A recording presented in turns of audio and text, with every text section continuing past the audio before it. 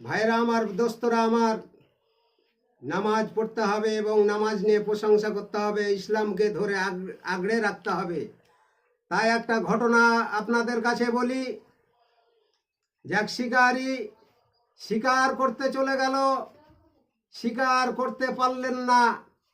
রোদ গরমের সময় অনেক ক্লান্ত হয়ে গেলেন। ক্লান্ত হয়ে যাওয়ার পরে অনেক দূর থেকে দেখছেন যে ওই একটা গাছ আছে, ওই গাছতলায় গিয়ে একটু বিশ্রাম নেব। যেতে যেতে চলে গেলেন গাছতলায়। গাছতলায় গিয়ে সবে যেই রকম মানুষ বিশ্রাম নেয়, তার কাছে কিছু জিনিসপত্র ছিল, রেখে একটু বিশ্রাম করবেন। হঠাৎ গাছের দিকে তিনার নজর চলে গেল। গাছের দিকে যখন নজর গেল, দেখছেন একটা ঘুঘু পাখি বসে আছে। বলছে, যাক, এই ঘুঘু পাখিটাকে আমি শিকার করি, একটু বিশ্রাম নেব। যখন দেখলেন যে ঘুঘু পাখিটি এবং আর একটা দেখছেন যে বাজ পাখি ওপরে বসে আছেন, শিকারী খুব আনন্দিত হলো যে আর এই পাখি উড়ে যেতে পারবে না, ঘুঘু পাখি, এই ঘুঘুটাকে শিকার করি, আমি খুব একটু বিশ্রাম নেব। ঘুঘু পাখিটি চিন্তা করতে লাগলো, হে আল্লাহ, হে রহমান, হে রাহিম, তুমি দয়ামান, তুমি দয়াশীল, একমাত্র হায়াতের মালিক তুমি আল্লাহ, কিন্তু মউতের মালিক তুমি আল্লাহ।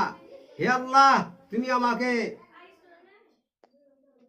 উদ্ধার করো এইখান থেকে। আমি যদি এইখানে বসে থাকি, তাহলে শিকারী আমাকে তীর মেরে মেরে ফেলে দিবে।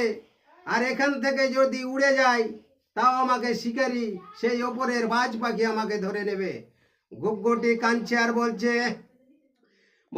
ওপরে তো বাজে পাখি, নিচেতে শিকারি, মধ্যে স্থলে রয়ে গেল ঘুঘু জীবনটি। ঘুঘু বলে, কেহু কাহুরি তো হবে না, আল্লাহ ছাড়া কেউ আমাকে শক্তি দেবে না। যদি দেখো আল্লাহ আমায় শক্তি দিয়ে, উড়িয়া যাব আমি পাহাড়ে তাহার। পাহাড়ে গিয়ে আমি করব আরাধনা, সবাকে নিয়ে পড়ব কলমা খানা। কলমা লা ইলাহা ইল্লাল্লাহু মুহাম্মাদুর